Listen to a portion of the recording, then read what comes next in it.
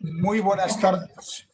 El Ateneo de Santander prosigue con esta programación online de conferencias, charlas, mesas redondas sobre temas de actualidad y también sobre asuntos. Hoy nos trae aquí un asunto de plena actualidad, puesto que el título de la conferencia que va a pronunciar a continuación el doctor Díez Manrique no es otro que cómo afrontar psicológicamente la pandemia. Por tanto, algo que nos está afectando todavía a todos y que, insisto, es de máxima actualidad y de gran interés. El doctor Díez Manrique tiene un largo y muy brillante currículum. No voy a tratar de explicarle entero porque entonces nos consumiría prácticamente el tiempo que podemos dedicar a esta conferencia, pero sí decir que estudió medicina en la Universidad de Salamanca, que después hizo el doctorado con una tesis además muy cántabra. Si no lo tengo yo mal, la tesis doctoral del doctor Díez Manrique fue Estudio psicológico sobre la población pasiega. Por tanto, un tema, insisto, muy de nuestra tierra. Pero después ejerció la psiquiatría en Cáceres. En ese año se incorpora al Hospital Psiquiátrico de Oviedo, donde, después de un concurso oposición que él gana brillantemente, consigue la plaza de médico de los servicios benéfico-asistenciales de la Diputación de Asturias.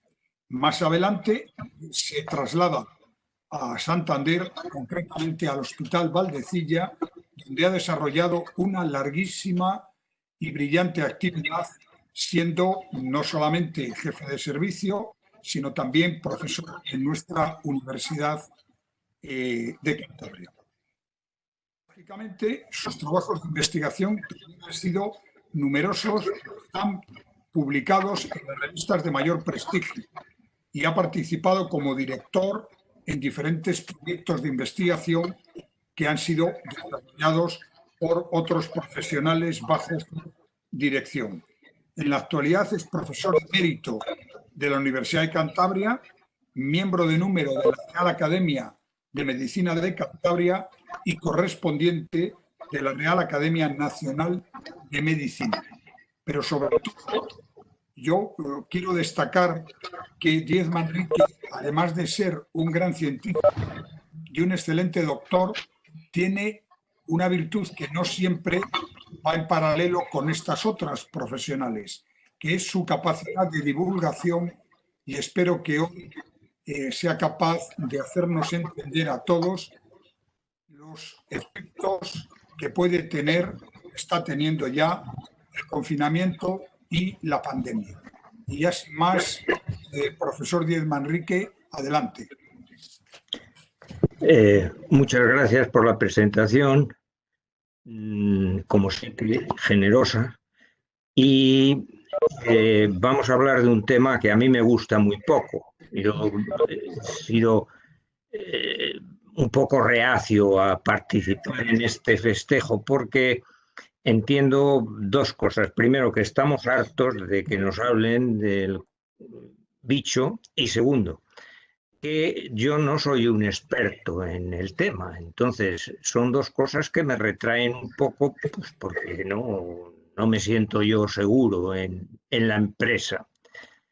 A favor de poder hablar tengo dos cosas. Uno, que sí, que puedo entender las repercusiones psicológicas que tiene para muchas personas, para todas, esto que estamos sufriendo. Y dos, que sí que he trabajado en epidemiología, parte de nuestros trabajos de Valdecilla, la tesis doctoral incluida, de corte antropológico, pero están basadas en estudios epidemiológicos, muchas de ellas. Entonces, algo sabe uno de esto y algo puede decir. Antes de empezar con el tema, vamos a decir dos o tres cosas seguras que sabemos del asunto, porque hay muchas cosas que no sabemos. Primero, que es una enfermedad grave, que es una cosa seria. Yo creo que no nos damos cuenta de la seriedad del asunto a pesar de las muertes que tenemos. Segundo, que mata. Tercero, que en nuestro medio han muerto entre las 30 y las 40 y tantas mil personas. Esto de que no sea, que las cifras no sean exactas y de que no tengamos datos concretos es relativamente corriente en epidemiología, porque los casos, para considerar un caso, hay que tener una serie de datos que se tienen y no se tienen. Entonces tú puedes considerar caso a la persona que tiene unas pruebas serológicas fehacientes de que efectivamente el señor ha padecido. Puedes considerar caso a una persona que sin tener otros problemas añadidos graves, pues uno tiene casi la certeza de que ha fallecido de coronavirus. Pero luego hay otra serie de circunstancias en que la gente fallece y a uno le quedan dudas de si efectivamente es debido a la enfermedad que estamos tratando o es consecuencia de los otros problemas que tiene. Entonces, en virtud de esto, en virtud de hecho, muchas personas, muchas comunidades incluyen dentro del número de defunciones unas gentes que no son incluidos en otras comunidades. Entonces, esto no es infrecuente. La epidemiología no es una ciencia exacta. Hay, hombre, aunque el tema sea muy grave y muy serio, hay un chiste que yo suelo contar siempre cuando hablo de epidemiología, que es el piloto este que va en un reactor y se incendia el reactor y está el sillín, el asiento, y el hombre se le abre el paracaídas y cae en un campo de maíz. Entonces el hombre recoge un poquito el paracaídas, sale del campo de maíz y se encuentra con un sujeto que está con un cazamariposas y le dice, oiga, ¿me puede decir dónde estoy? Y dice, en un campo de maíz. Dice, hombre, eso más o menos ya lo veo yo, pero ¿en qué lugar? Dice, pues mire usted, está cerca de un camino. Dice, hombre, eso también lo veo, en un camino. Y dice, pero dígame cosas más concretas. Dice, pues mire usted, está a 65 grados de longitud este y a 72 grados de latitud sur. Y entonces le dice el piloto, le dice, ¿usted es epidemiólogo? Y dice, hombre, ¿en qué lo ha notado? Dice, me dice usted cosas precisas, concretas, algunas hasta verificables, pero que no sirven de nada. Entonces la epidemiología es una ciencia a veces confusa y que muchas veces no da respuestas concretas a lo que uno quiere. Entonces hay que tener mucho cuidado cuando se valora la concreción que la gente tiene.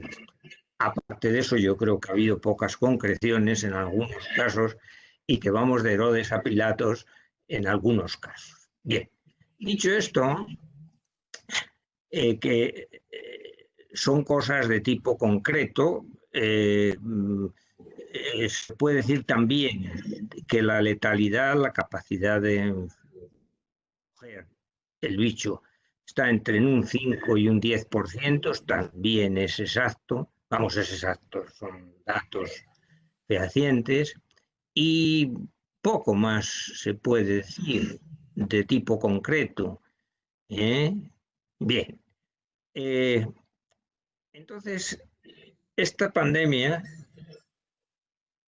es algo que es una amenaza y una amenaza que provoca un estrés en la población. La gente se siente asustada. ¿Qué reacciones hay frente al estrés? Son universales. Se huye, la huida, se queda uno quieto, el inmovilismo, o se lucha. No hay más que esas tres posibilidades.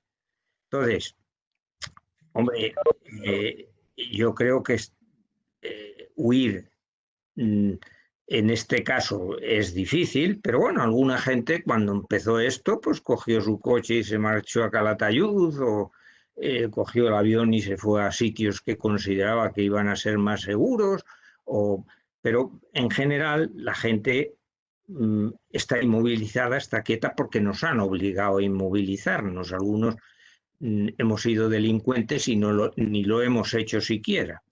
Pero como luego veremos, es una de las pocas cosas que nos pueden defender de coger el bicho. Bien, estas reacciones frente a la epidemia van a dar lugar a unas consecuencias de tipo familiar. Entonces, estamos confinados con una familia. Esto provoca muchas veces unas circunstancias de tensión familiar que se desatan por esta convivencia obligada. Otras veces es lo contrario, te ves aislado de la familia por tu profesión o porque eres una persona solitaria y tienes que vivir solo y entonces te ves abandonado de la familia. Provoca unas consecuencias sociales, no somos capaces de contactar con el resto de las personas. Hombre, estos sistemas televisivos son importantes y son ciertos, y los teléfonos, vamos, hoy día hay personas que no pueden vivir sin ellos, pero no es lo mismo que la presencia física.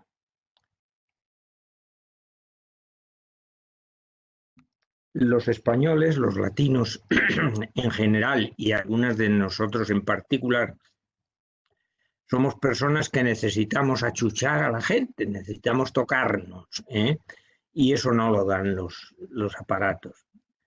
Hay unas consecuencias de tipo económico. Hay muchas personas que en virtud de esta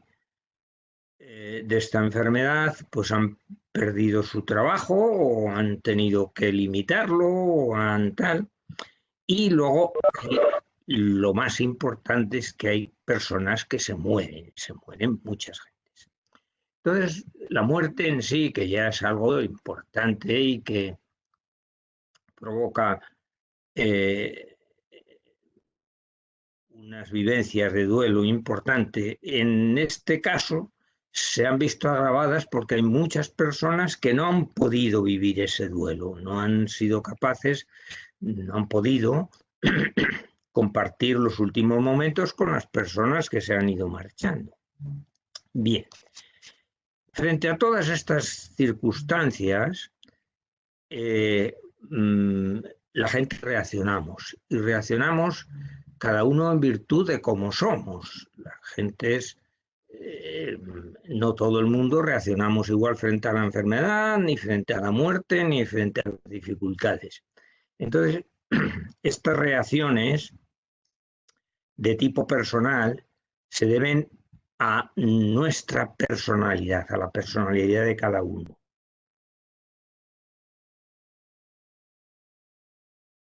Y la personalidad viene determinada por dos facetas. Una, la genética, lo biológico, lo que tenemos en nuestros genes, y dos, lo ambiental, lo que Dawkins llamó los memes, las partículas de cultura y de información que recibimos del medio. En virtud de estos genes y de estos memes, tenemos una personalidad. La personalidad se determina porque son reacciones de tipo personal que tenemos frente a una situación concreta, que son individuales para cada persona, que son repetitivas para cada persona y que son distintas del resto de las personas. Estas facetas personales son muy varias, pero hay media docena o una docena de facetas de tipo personal que todos tenemos y que nos hacen reaccionar frente al medio. Y son facetas que tienen que ver con la corporeidad. Cada uno de nosotros tenemos una visión corporal de nosotros mismos. Casi todos nos vemos guapos y Adonis, pero bueno, la erótica, todos nosotros, cuando hablo de erótica no me refiero solo a los aspectos de tipo sexual de nuestras relaciones, que también, sino a los aspectos de tipo afectivo de la relación, ¿eh? El humor, todos nosotros tenemos una manera de enfrentar la vida de tipo triste o de tipo alegre. La faceta intelectual, todos nosotros tenemos unas vivencias y unas visiones de nosotros mismos y del medio que nos rodea en virtud de nuestra intelectualidad. También ahí todos nos creemos sabios y poseedores de una inteligencia privilegiada.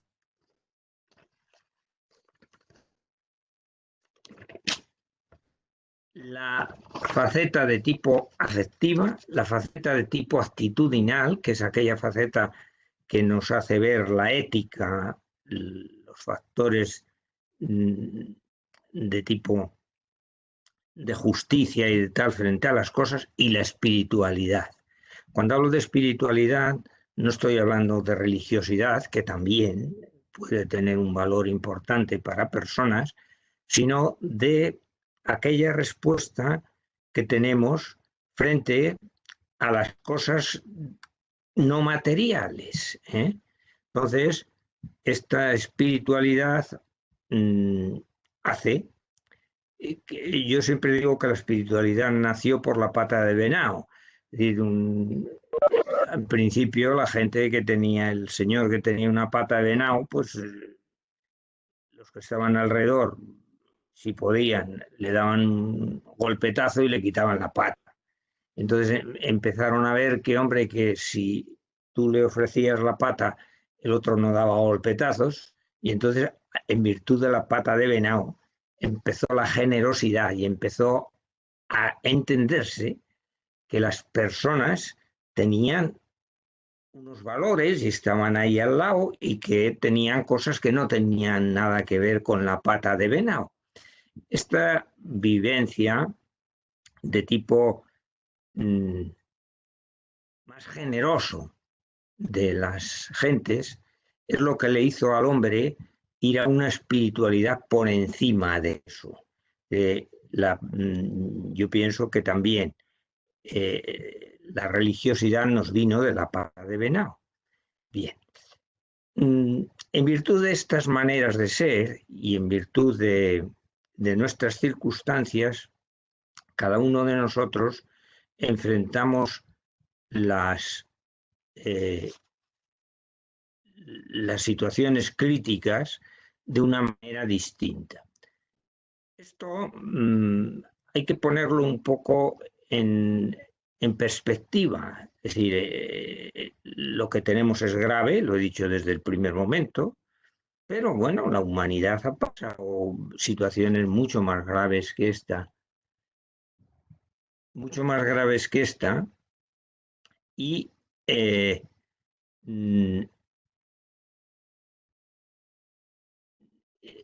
en tiempos del Imperio Romano, estoy hablando de muy atrás, la viruela, que tuvo una mortalidad de un 20% y se llevó 7 millones de habitantes, el Imperio Romano. Entonces las ciudades no estaban tan pobladas como ahora. Entonces,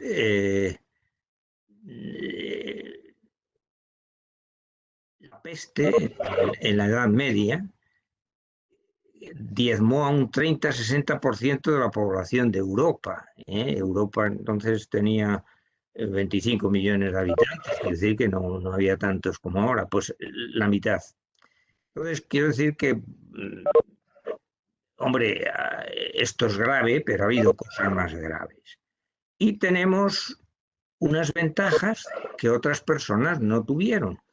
Tenemos la posibilidad de tratamiento y la posibilidad de vacunas. Esto no se debe a los médicos. Chume decía, era un hipocondríaco y tiene una obra que es Cartas de un hipocondríaco a su médico de cabecera, y decía, si no fuera por los avances de tipo técnico, los médicos hoy estaríamos todavía en la frontera hipocrática. Esto es totalmente cierto, es decir, en este momento la medicina ha avanzado muy poco en lo que es medicina. Hemos avanzado pues con medios técnicos en el sentido radiológico, en el sentido lo de la imagen hoy día en medicina es algo impensable, pero impensable no hace muchísimos años que yo empecé la carrera, sino impensable casi cuando la he terminado. Entonces, hoy día tenemos la posibilidad de un tratamiento y la posibilidad de una vacuna. Vamos, la vacuna hay una carrera entre las naciones para ver quién la encuentra primero, y la encontrarán, yo no sé si unos primero y otros después. Eso es una gran ventaja. Y dos, hay la posibilidad de que esa vacuna, ese remedio, se extienda universalmente. Esto hace pocos años tampoco era pensable. Entonces, tenemos medios y tenemos remedios. En lo que eso llega, que llegará y llegará pronto, vamos, yo estoy esperanzado en que llegue. Vamos, no es una esperanza de fantasía, es una esperanza real, eso está ahí. En lo que esto llegue, tenemos que hacer una serie de cosas. Y también voy a decir lo que yo creo que es cierto, totalmente cierto, como dije al principio con las muertes. Hay dos cosas que nos van a defender del tema, que son la mascarilla y la distancia. Y eso es algo que tenemos que aprenderlo, que tenemos que asumirlo y que tenemos que ejercitarlo, porque si no, volveremos a tener otros rebrotes muy en breve. Entonces, eso es totalmente cierto. Otra cosa que podemos hacer es sustituir la ocupación sustituir la preocupación por la ocupación. El estar ocupado nos evita estar preocupado. El hombre es un ser pensante y lo más grave no son los problemas que tiene, sino los problemas anticipatorios, es decir, el hombre se anticipa a los conflictos y eso le provoca más ansiedad que el conflicto mismo. Cuando tú tienes una tragedia enfrente, realmente te pones en movimiento y funcionas. Lo peor es cuando estás pensando en la tragedia que todavía no ha venido y que tampoco tienes muchos remedios para resolverlo. Bien. Otra cosa es aceptar las indeterminaciones. Lo he dicho al principio y lo vuelvo a repetir. Hay muchas cosas que tenemos que movernos en la incertidumbre.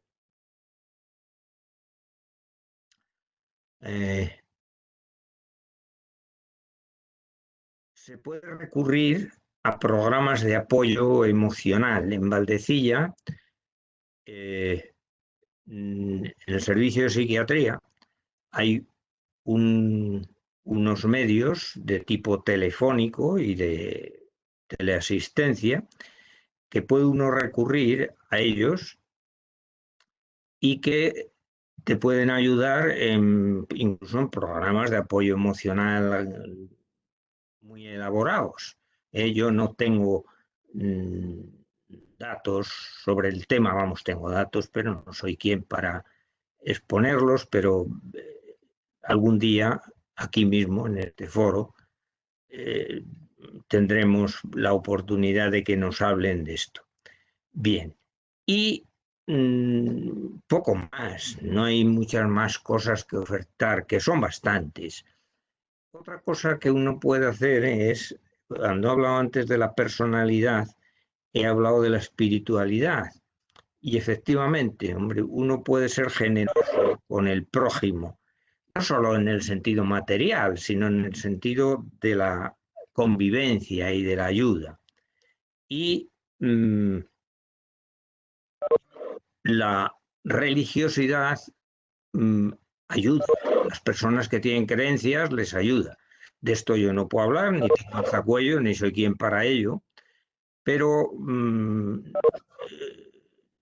yo tenía un gran amigo que era Alberto Pico, y cuando se marchaba alguien de este mundo, y esto le puede servir para las gentes que no han podido despedirse de sus seres queridos, él decía una bendición, es un anónimo, era un poquito larga, pero yo no le cuento la larga. Decía que el sol brille siempre en nuestro rostro, que el viento nos dé siempre en nuestra espalda, que la lluvia caiga mansamente sobre la tierra.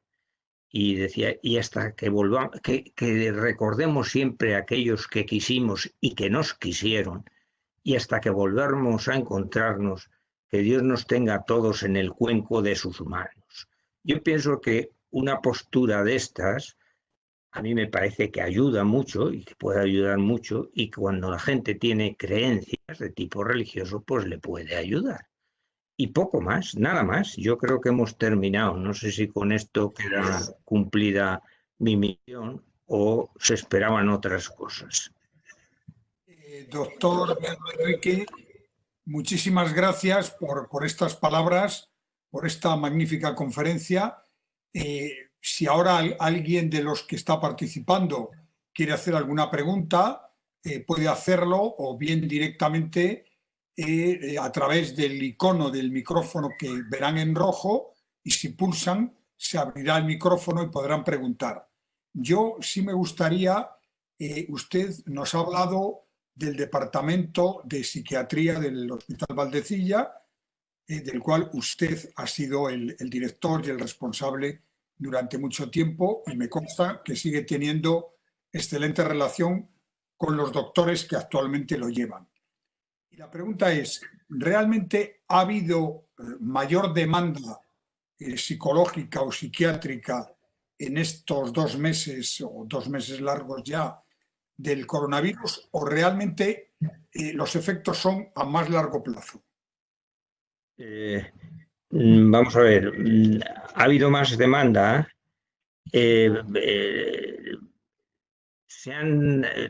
Siento hablar de esto porque a lo mejor digo cosas que no son. Se han limitado actividades, como ha sucedido en el resto de las especialidades, a personas que no necesitaban un apoyo de tipo urgente, inmediato. Entonces, el servicio ha disminuido en atenciones de ese tipo. Y sí que ha habido demanda. Yo preferiría que cuando eso llegue nos digan cuánto y cómo, pero sí que ha habido demanda de gentes externas, vamos, enfermos corrientes del hospital, de personal del hospital, del propio hospital, y de enfermos de otras cosas del hospital que han requerido ayuda de tipo psicológico, y el servicio ha tenido, bueno, pues es un teléfono permanente para estas atenciones, y sí que ha habido demanda. Si se hace una mesa redonda, que yo lo sugiero, estas personas tienen pesado y medido todas las actividades que han tenido. Pues gracias, y haremos esa mesa redonda. Yo ya por último, sí me gustaría, aunque no sea este asunto directamente relacionado con el título de la conferencia, pero parece claro que eso existe, pero me gustaría que usted nos lo concretara. Y digo la pregunta concreta. ¿Hasta qué punto es cierto que la parte psicológica de la persona puede somatizar lo que podríamos llamar una preocupación, una situación de estrés máxima. Es decir, ¿hasta qué punto eso repercute físicamente en las personas? Bien, el estrés siempre es una causa de problemas y no solo de tipo psicológico, sino de tipo físico. Muchas veces hay la respuesta física. Todos hemos tenido exámenes y todos hemos tenido diarreas y necesidad de ir a orinar cada medio minuto en virtud de la preocupación del examen. Cuando se produce un estrés de tipo grave, como es este, se pueden precipitar muchas cosas desde el punto de vista psicológico, personas que estaban un poquitín tocadas, digámoslo así. Esto puede ser la puntilla y problemas que sin ser patológicos crean una serie de preocupaciones que limitan la vida de las personas. Sí que es. Pues muchas gracias. Si no hay ninguna otra pregunta, quiero agradecer en nombre del Ateneo de Santander al doctor Díaz Manrique esta magnífica conferencia y, tal como él ha dicho aquí, ir preparando ya para dentro de unas cuantas semanas una mesa redonda en la que intervengan las personas que han estado más directamente en el Hospital Valdecilla atendiendo psicológicamente a los afectados de una u otra manera por esta pandemia. Muchísimas gracias, doctor, y en nombre del Ateneo le quedamos muy, muy agradecidos. De nada y muchas gracias. Y eso de que me trates de usted me ha dado una categoría suplementaria, ¿eh? Muchas gracias.